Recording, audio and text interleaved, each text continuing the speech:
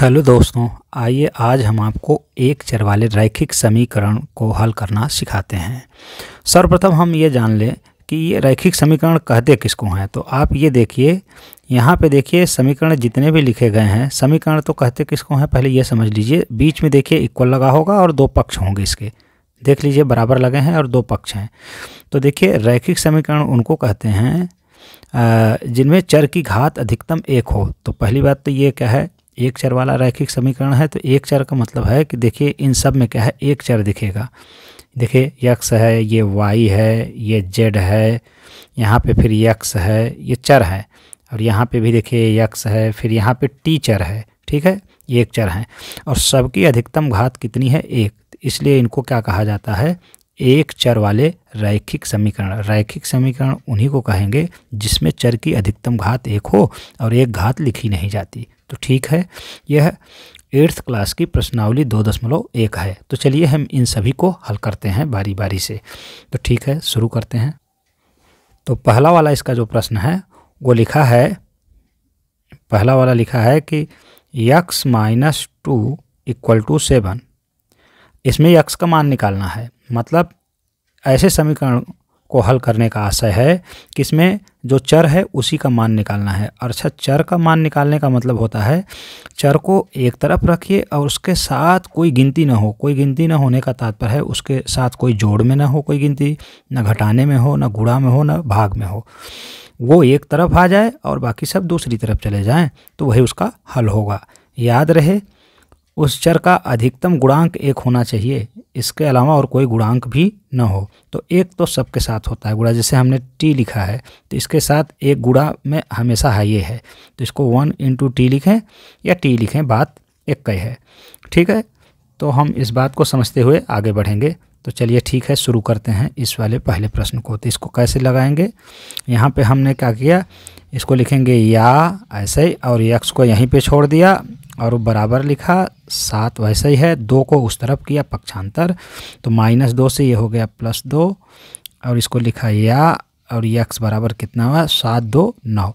तो आप देखिए यक्स क्या है, एक तरफ है और गिनती दूसरी तरफ है, यही इसका हल है। ठीक है, ये हो गया।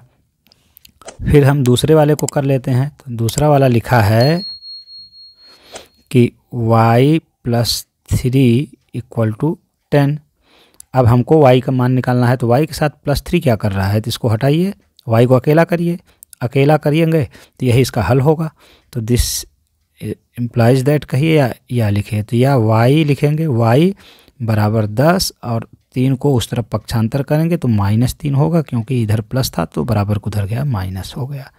तो लिखेंगे या y बराबर 10 में से 3 निकल गए तो ये आएगा 7। देखिए y अकेला है और गिनती दूसरी तरफ है, यही इसका हल होगा। ठीक, आगे देख लेते हैं। इसका तीसरा वाला प्रश्न कैसा लिखा है, ये है, लिखा है 6 + z + 2। तो देखिए z के साथ 2 प्लस में है तो इसको हटाइए, तो इसको लिखेंगे या 6 ऐसे ही, 2 को उस तरफ से, यहाँ पे देखिए थोड़ा सा गलत लिख, इसको ठीक कर लेते हैं। ये लिखा है कि 6 = लिखा है, ठीक है, ये लिखा है 6 = तो ये देखिए 2 को इस तरफ पक्षांतर किए तो ये हो गया है -2 और उधर क्या बचा है जी, z। ठीक, फिर लिखा या 6 में से 2 घट गए तो ये आ गया 4। तो 4 बराबर z नहीं बल्कि z बराबर 4 लिखा करिए आप, z बराबर 4। जिसका मान निकालना है उसको पहले लिख दिया करिए। तो देखिए z का मान क्या आया है, 4, तो यही इसका आंसर होगा। ठीक, आगे देख लेते हैं इसका 4 नंबर वाला क्वेश्चन। ये यहाँ पे तो मैं चौथा लिख रहा हूँ, कैसे, ये 4 नंबर वाला लिखा है कि 3/7 धन x बराबर 17/7।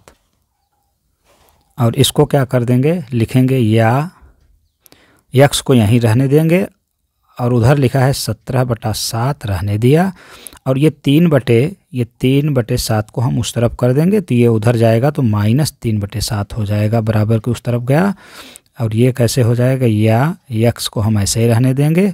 और देखिए दोनों के हर समान है तो एक बार लिख दीजिए, ऊपर जोड़ना है तो जोड़ दीजिए, घटाना है तो घटा दीजिए। तो घटाना है तो 17 में से 3 निकाल दीजिए, ये आएगा 14।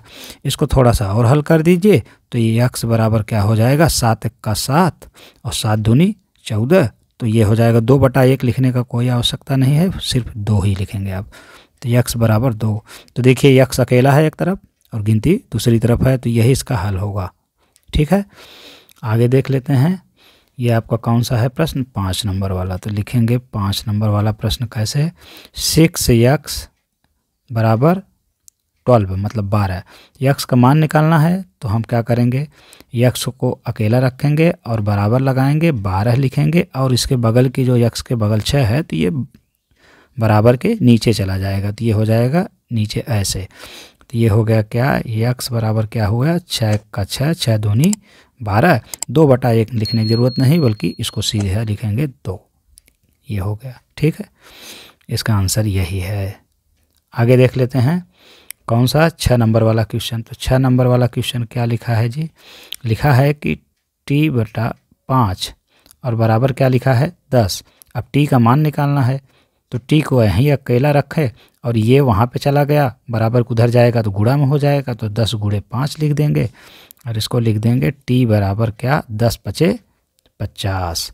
और यही क्या है, इस समीकरण का हल है। ठीक है, देखिए t अकेला है और उस तरफ क्या है, गिनती है। ठीक, आगे देख लेते हैं और क्या है, ये 6 नंबर के बाद कौन सा प्रश्न है हमारे पास, 7वां देख लेते हैं। तो 7वां क्या है, लिखा है कि 7 नंबर वाला 2x/3 बराबर 18। यक्स का मान निकालना है हमें, तो क्या करेंगे, पहले तो इसका इधर गुणा कराएंगे। तो लिखेंगे या 2x ऐसे रहने दो, 3 का गुणा करा देंगे तो 18 × 3 लिख दीजिए। गुणा मत कराइए, ऐसे रहने दीजिए, बाद में करा लेंगे गुणा। तो लिखेंगे या, अब यक्स का मान निकालना है हमको, तो यक्स यहीं छोड़ दिया और उसके बगल में जो गिनती 2 है वो बराबर के नीचे जाएगी। तो ये है 18 × 3 और बटे क्या है 2, और ये 2 × 1 = 2 और 2 × 9 = 18 ऐसे हो गया। ये लिख देंगे या यक्स बराबर 9 और 3 का गुणा करा देंगे। ठीक है, तो 9 × 3 = 27 और यही है इस समीकरण का हल। तो लिख दीजिए आप आंसर। ठीक है, आगे देख लेते हैं। 8 नंबर वाला क्वेश्चन कहाँ है, ये है, लिखा है कि 1.6 बराबर y/1.5। y का मान निकालना है तो आप लिखिए या, और ये यहाँ पे गुणा हो जाएगा आके। ठीक है, ये 1 जो है ये आके क्या है, इस तरफ क्या है, गुणा हो जाएगा। तो हम लिखेंगे 1.6 × 1.5 और उधर क्या बचा y। अब जिसका मान निकालना होता है तो उसको पहले लिख देते हैं, तो y पहले लिख देंगे, बराबर इन दोनों का गुणा करके लिख देंगे। तो हम डायरेक्ट पढ़ रहे हैं 15 × 6 = 90 की 0 और 15 का 15 और 15 × 9 = 24। तो ये हो जाएगा 24 और 0.2 अंक के बाद लगाना है तो लगा दिए यहाँ पे, और इसी को ऐसे रहने दीजिए, आंसर है, या फिर ऐसे भी लिख दीजिए y = 2.4। ये इसका आंसर है, क्योंकि 0 का कोई महत्व नहीं रहा, तो ऐसे आंसर। ठीक है, अब आगे देख लेते हैं इसका कौन सा है, ये 9वां है इसका, 7x - 9 बराबर 16। 16 लिखा है तो लिखेंगे या 7x को ऐसे ही रहने दिया और बराबर 16 था रहने दिया और -9 को उस तरफ ले गए तो ये +9 हो गया। ठीक है, या हमने लिखा x को ऐसे रहने दिया और क्या है 16 9 को जोड़ दिया पहले, तो ये क्या हो गया, 16 9 जोड़ेंगे तो आएगा 25। इतना तो आया ही है, और इस x के बगल में जो 7 है वो बराबर के नीचे जाएगा तो नीचे कर दिए 7। और देखिए ये x एक तरफ अकेला है और गिनती दूसरी तरफ है, यही इसका हल है। आप समझ पा रहे हैं ना, जिसका मान निकालना है, जिसको हल करना है, तो हमको हमेशा x का अर्थात चर का ही मान निकालना है। वो x हो सकता है, y हो सकता है, t हो सकता है, u हो सकता है, v, कोई भी अंग्रेजी के क्या अल्फ़ाबेट हो सकते हैं, उन्हीं के मान निकालने हैं। तो उसको एक तरफ करेंगे, बाकी सबको एक तरफ। ठीक, तो ये इसका हल है। तो आगे देख लेते हैं, ये 10 नंबर वाला क्वेश्चन कहाँ लिखा है, ये लिखा है हमारे पास कि 14, ये 10 नंबर वाला क्वेश्चन है, 14y - 8 बराबर 13। तो चलिए इसको हल कर देते हैं।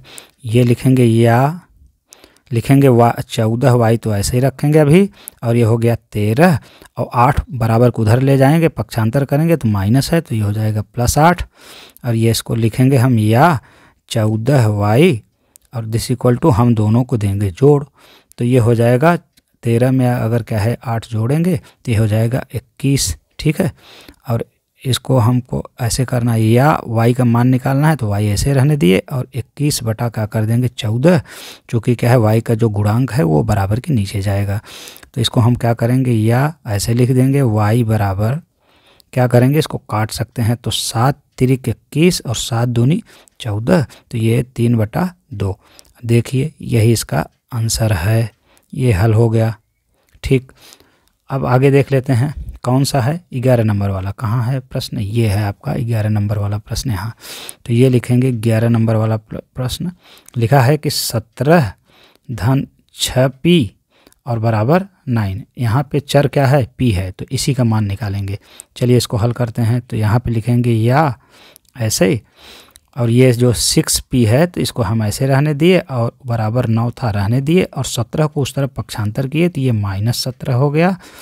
हम लिखे या, और ये 6p ऐसे ही सही है, और हम क्या जानते हैं, अगर क्या है 17 में से 9 घटेगा तो ये माइनस में आएगा, और 17 में से 9 घट गया तो ये आएगा 8।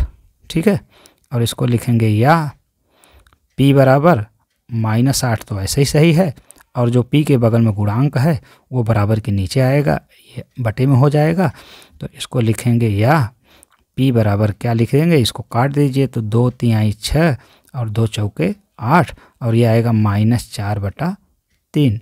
2 से हमने काट दिया, 2 तिहाई 6 2 चौके 8, तो ये देखिए p बराबर क्या आया है -4/3, और यही इसका है आंसर। ठीक है, 11 नंबर वाला भी हो गया। 12 नंबर वाला चलिए कर लेते हैं, 12 वाला। तो 12 वाला पहले सवाल देखें हैं क्या लिखा है। ये लिखा है x/3 और प्लस में लिखा है, और बराबर है 7/15। तो हम लिखेंगे या x/3 तो ऐसे ही रहने दिए, एक को उस तरफ पक्षांतर करने चल रहे हैं तो ये है 7/15, और एक को उधर से इधर पक्षांतर किए तो ये -1 हो गया, प्लस था तो -1 हुआ इधर आया, और इसी वाली बात को हम ऐसे हल करेंगे, या x/3 ऐसे ही रहने दिए, और ये क्या है हल करेंगे तो ये हो जाएगा क्या, इसके नीचे 1 कर लीजिए आप, तो ये हो जाएगा LCM 15, और ये आएगा 15 का 15, और 1 का गुणा ऊपर करेंगे तो ये 7 आएगा, और ये -1 15 ही हम जाएगा बार, और भी 15 का ऊपर गुणा करेंगे 15 का, तो ये होगा 15, और ये हो गया क्या, या x/3 बराबर, अब 15 में से 7 घटेगा, याद रहे तो माइनस में आएगा, तो ये आएगा ऊपर घट के 8 आएगा, 8 7 15, और नीचे क्या है जी 15 तो है, ये है। अभी हमको क्या है x अकेला नहीं है, x के नीचे 3 है तो इसको हटाना है, तो हम लिखेंगे या, तो ये इस 3 को हम इस तरफ ऐसे तिर्यक गुणा करा देंगे। ठीक है, तो x को तो हमने यहीं छोड़ा, और हम जब तिर्यक गुणा कराएंगे तो -8 × 3 हो जाएगा, और बटे 15 तो था ही। अब इसको और हम ऐसे कर देंगे, या x बराबर क्या कर देंगे, 3 का 3 और 3 पचे 15, तो क्या हो गया -8 ऊपर होगा, 8 1 8, और नीचे क्या है 5। ठीक है, तो x का मान कितना आया है जी -5/8, और यही इसका है आंसर। आशा करते हैं कि एक चर वाले रैखिक समीकरण को हल करना आप सीखे होंगे। मिलते हैं अगले वीडियो में, तब तक के लिए जी नमस्कार, और हाँ चैनल को सब्सक्राइब और वीडियो को लाइक करना ना भूलिएगा। धन्यवाद।